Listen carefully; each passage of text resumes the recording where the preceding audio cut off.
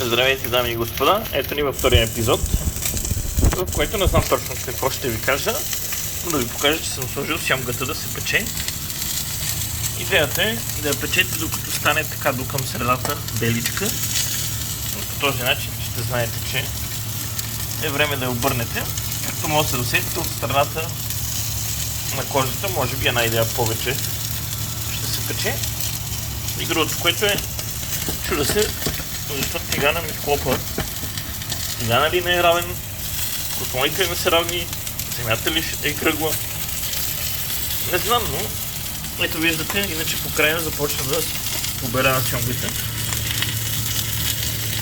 И ето тук сега ще ви покажа дали в епизода ще видите и обръщането. Не, може би след малко.